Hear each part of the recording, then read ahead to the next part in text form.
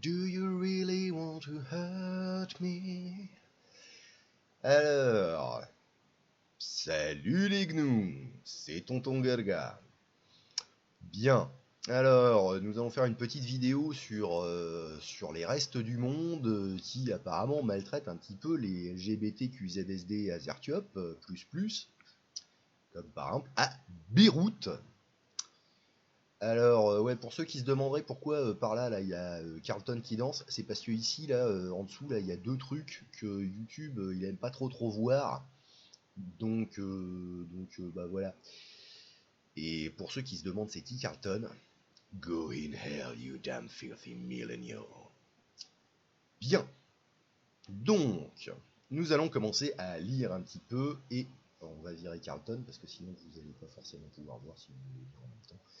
Alors, l'association libanaise de lutte contre les discriminations, HLM, recense de plus en plus d'actes de discrimination contre les personnes LGBTQI+, une goutte d'eau supplémentaire dans le vase déjà plein de la communauté queer à Beyrouth. Alors, la scène est digne d'un film d'action. Alors que Mustapha arrive au rez-de-chaussée de son immeuble, une voiture noire pile devant l'entrée et démarre au quart de tour, à peine s'y est-il engouffré. À quelques mètres de là, les voisins, paresseusement accoudés à leurs chaises en plastique, n'ont rien vu ou ont fait mine de ne rien voir. Il y a pas longtemps, un homme a fait irruption dans mon appartement et m'a violemment menacé pour que je retire le drapeau LGBT que j'avais accroché sur ma terrasse en me disant qu'un énorme massacre aurait lieu si je ne le faisais pas, raconte Mustapha. Depuis, il prend des précautions, comme ce dimanche, où il se rend au Bardo déjà apprêté pour se produire sur une des scènes drague les plus connues de Beyrouth. Ce soir, il sera Queen Latiza Bombay, maire de la House of Bombay. La House of Bombay, on va dire ça. Libanon, Beyrouth, oh, ok. Le Bardo, situé dans le quartier musulman de Hamra, à l'ouest de la capitale libanaise. Ouais, je sais pas si c'est une bonne idée de foutre une boîte gay dans un quartier musulman, je sais pas, enfin bon. Faisait partie des rares lieux LGBT friendly. Bon, voilà, il n'aura pas survécu pendant la crise économique. Il a fermé, voilà. Bon, alors je vais pas m'abonner pour lire la suite, mais on va passer sur, voilà, parce que là on était sur Tétu. Et là, maintenant on va passer sur Le Monde. Avec ces Africains LGBT qui demandent l'asile en France pour fuir les persécutions. Bien. Le 8 novembre 2017 est une date que Mamadi n'est pas prêt d'oublier. Ce jour-là, la vie du jeune Sénégalais, qui a souhaité conserver l'anonymat contre toutes les personnes citées par un prénom dans cet article, a basculé. Mon copain était venu me rendre visite chez mon père. Bon, je vais pas faire l'accent africain quand même, ça va être drôle. Mais... non, ça va être raciste, alors je ne ferai pas ça. Quand nous sommes allés dans ma chambre, nous avons oublié de fermer la porte à clé. Monumentale erreur. Une des femmes de mon père est venue nous chercher pour dîner et nous a surpris en train de nous embrasser. Oh là, c'est le drame. Raconte Mamadi, aujourd'hui âgé de 25 ans, là-bas. Le père du jeune homme est un marabout. Oh le pauvre. Très respecté dans son village situé à l'est du Sénégal. Oh putain. Ah marabout, bout de ficelle. Ce soir, les cris de sa belle-mère ameutent les fidèles qui attrapent les deux garçons dans leur fuite. Ils sont roués de coups de poing, de pieds, de bâtons. Moi qui suis fort, j'ai rendu coup pour coup, mais mon copain est plus frêle. Ils lui ont brisé les os, cassé les phalanges, fendu le crâne. Sympathique. Le couple s'en tire in extremis et trouve refuge à Dakar où ils survivent dans la clandestinité. Jusqu'au jour où Mamadi croise par hasard un fidèle de son père en visite dans la capitale. Il m'a dit que mon père avait ordonné aux hommes de mon village de me traquer et de me tuer pour laver sa honte d'avoir un fils homosexuel. Ouais, c'est traditionnel quoi, c'est normal. Hein, bon, on ferait tous à peu près ça. Hein, oh, bon.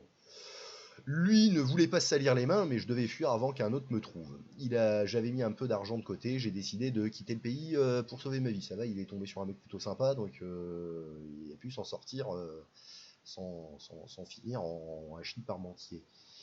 Alors, comme lui, des centaines de personnes homosexuelles, bisexuelles ou transgenres demandent l'asile en France chaque année. La Hardis, la principale article, blablabla, plus blablabla. On n'arrive pas à prouver ce qu'on est. Ah ouais, ça va être compliqué, hein, à moins de faire un examen en profondeur. Ça va pas être simple. Bien. Actuellement, 40 pays du continent n'offrent pas de protection juridique aux personnes LGBT. 27 pays répriment l'homosexualité. Hein, et 4 la punissent de mort. Alors, à mon avis, dans les 40 pays qui n'offrent pas de protection, la et ceux qui répriment l'homosexualité, à mon avis, la peine de mort, ça doit être à peu près là. Et même ceux qui doivent avoir un truc de protection juridique, à mon avis, c'est juste sur le papier, parce que dans les trucs plus traditionnels, je sais pas, mais hein, comme disait un grand pensant, hein, comme un grand pensant, un grand penseur, hein, non. Dans ces coins-là, ils ne sont pas homophobes. C'est pire. Ils sont homovores. Voilà, voilà. Alors, la blabla. Les vidéos de slogans homophobes brandis par les manifestants ont fait le tour des réseaux sociaux. Il y a eu à Dakar, le 20 février, une manifestation pour réclamer le renforcement de l'arsenal juridique contre l'homosexualité. Sympathique. Alors voilà, on voit les jolis spécimens là, qui sont. D'ailleurs, on voit hein, là. Merde. Le visage de l'intelligence humaine, hein, ça se voit tout de suite. Hein, ça brille d'intelligence, tout ça. Surtout celui-là, je sais pas, ouais, à mon avis, ouais, lui doit inventer le thé glacé sans thé, quoi. Et sans glace. Bof. Voilà, voilà. La médiatisation est nouvelle, mais pas la réalité de l'homophobie sur le continent, réagit Fanny Rabo. Ce genre d'événement vient corroborer les récits qu'on entend depuis des années chez les demandeurs d'asile. Oui, si toutes les trajectoires sont uniques, blablabla.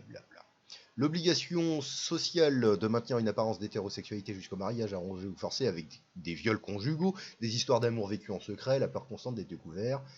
Et quand cela se produit, les représailles immédiates, les violences, les lynchages. En République démocratique du Congo, on entend beaucoup de cas de séquestration et de viols collectifs. Cette formule sinistre désigne les viols collectifs orchestrés dans des pays conservateurs pour corriger l'homosexualité féminine. Bah quoi, oh, je vais quand même pas me corriger. Ouais, parce que moi je suis je m'identifie en tant que femme lesbienne. C'est ce qui est arrivé à Mylène Pinzikeni, tombée amoureuse de la fille d'un dignitaire de l'armée congolaise, le général Georges Kibonge.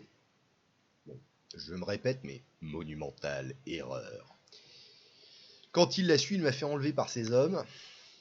Ça commence bien. Ils m'ont séquestré pendant 3 jours dans un centre de l'armée, ils m'ont torturé, et ils m'ont dit maintenant on va te montrer comment une femme doit se comporter. Puis ils m'ont violé. Ouais, bah la base, hein, j'ai envie de dire. Libéré après que sa mère a versé une lourde rançon à ses geôliers, ah oui, en plus, Mylène craint d'être à nouveau attrapée et gagne clandestinement la France. Après une longue année de misère, sans logement fixe, elle accepte les avances d'un homme qui lui propose des relations sexuelles contre de l'argent. Bah ouais, c'est con à dire, mais quand t'es une proie, tu tombes sur des prédateurs.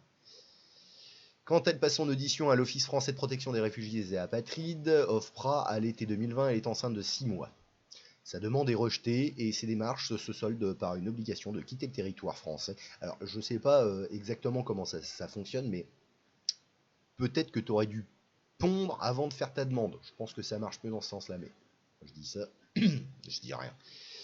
Elle tente désormais d'élever son fils d'1 an et demi à Melun, où elle est hébergée par une amie en attendant, voilà, ok. Melun, wesh, 7-7 en force, gros, wesh. On attend d'eux un récit clair, cohérent, circonstancié, daté et détaillé, résume la juriste Cornelia Bileblet. Or, on a souvent affaire à des personnes profondément traumatisées à qui on demande de revivre parfois pour la 4e ou la 5e fois des situations extrêmement douloureuses. Et ouais, ça va pas être très glop. Pas glop. À cela s'ajoute la culpabilité intériorisée d'une sexualité perçue comme contre-nature et anti-africaine. C'est très difficile de dire aux juges, aux assistantes sociales, même aux bénévoles que je suis lesbienne, témoigne Courtenay, une Gabonaise de 32 ans qui a fui Libreville en septembre 2018 avec sa compagne à la suite d'un viol correctif. Ah, c'est pas collectif, c'est correctif. Ah ouais, donc j'ai du mal à lire plus. J'ai peur, j'ai honte, même à l'OFPRA, les mots ne voulaient pas sortir de ma bouche. On n'arrive pas à dire qui nous sommes, à prouver qui on est. C'est sûr que pour prouver que t'es gay, c'est pas forcément simple. Après un premier rejet de sa demande d'asile, la jeune femme a fait une tentative de suicide. Si on me renvoie au Gabon, c'est la mort de toute façon, autant éviter aux autres de se salir les mains. Bon, non, essayer de faire ça dans le sale et le dégueulasse. T'y vas, tu vois, un petit peu de... Je sais pas, tu vois, petit peu de TNT, un truc, hein. Cause I'm TNT. Voilà, comme ça tu te pars en beauté, puis au moins t'emportes un maximum de connards avec toi. Non? Bref. Ouais, après, je sais pas, c'est peut-être mon mon petit côté extrémiste. Voilà, voilà, bon, il y a Bibaba, Mien, Bilul, Biba, ouais, bon, bah, voilà. Il lui a fallu produire les preuves de violences subies, montrer les dégâts médicaux de l'hôpital d'Athènes, où elle est restée un mois pour soigner ses plaies infectées, exhiber les cicatrices sur son corps défiguré. Encore des trucs sympas. Alors, attends. Allume-toi. Merci. Pour certains, le processus peut durer 2 à 3 ans et se terminer avec une OQTF. Si tu lis, je sais pas ce que c'est. D'autres, comme Bilal. Bonsoir Paris. Je sais pas, obtiennent l'asile en quelques mois. Le jeune Algérien de 28 ans a les traits délicats et un phrasé d'intellectuel. Ah, s'il a un phrasé d'intellectuel, c'est pas le même. Non, c'est pas lui. Ses mains s'animent lorsqu'il parle de politique. Il a fait campagne pour Sandrine Rousseau. Ok, ouais. Il sirote son café à l'une des terrasses du jardin du Palais Royal dans le premier arrondissement de Paris. Je suis médecin en couple avec un galeriste chez qui je vis. Je m'exprime bien en français. Oui, alors un galeriste de la Soquette Rose, c'est pas quelque chose d'exceptionnel, donc ouais, tout va bien en fait. S'il avait dit qu'il était avec un garagiste, j'aurais trouvé ça plus étonnant. Mais voilà. Alors, pour l'administration, je cochais toutes les cases, reconnaît-il. Je suppose que c'est pour ça que mon dossier est passé facilement. Je suppose aussi. Tout juste sa voix s'enroule-t-elle légèrement quand il évoque la violente réaction de sa mère l'été dernier, après qui il lui est révélé au téléphone son homosexualité. Heureusement que c'était par téléphone, je crois, mon pote. Hein. Ça a été décrit, des insultes et des larmes. Elle m'a dit que je couvrais la famille de honte, que je devrais changer mon nom. Elle m'appelait tous les jours pour me dire qu'elle allait se suicider et envoyer ses neveux à Paris pour me tuer. Déposée en août 2021, sa demande d'asile est acceptée en mars 2022. J'ai conscience d'avoir eu beaucoup de chance, dit encore Bilal. Il devrait bientôt décrocher un poste de stagiaire associé dans un hôpital parisien. Bien, c'est cool pour lui. Ses amarres sont désormais coupées avec son pays natal. Bilal n'exclut pas de se marier et de prendre le nom de son ami. Ce serait un joli pied de nez à ma mère. Glisse-t-il dans un sourire. Oui, ce serait même un gros doigt levé, même, je dirais. Son regard se perd dans la grisaille parisienne. Oh, quelle poésie. Bien sûr que le soleil de mon pays me manque, mais ici je peux tenir la main de mon copain dans la rue et cette liberté, elle n'a pas de prix. Alors elle n'a pas de prix, c'est vrai. Par contre, elle a peut-être, elle va peut-être pas durer, parce que entre des excités qui se disent de gauche, qui font venir, qui se disent de gauche, hein, parce que bon, ils sont autant de gauche que moi je suis du NSDAP. Qui font venir des excités d'ailleurs qui sont dans cette logique homovore et des excités déjà présents qui eux sont pas tout à fait non plus LGBT friendly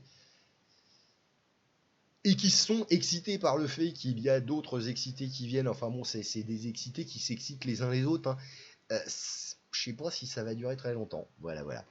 Et pendant ce temps-là, dans les restes du monde, y en a qui se plaignent parce que on les empêche de faire la promotion des théories du genre et d'autres délires de ce type. Voilà, voilà. Donc, je me demande où est la priorité. Je vous le demande aussi. C'était tout. C'était Tonton Gorga. Salut les gnous. Bisous, bisous. Où qu'il est le truc pour couper? OBS, reviens là. Allez, bisous, bisous.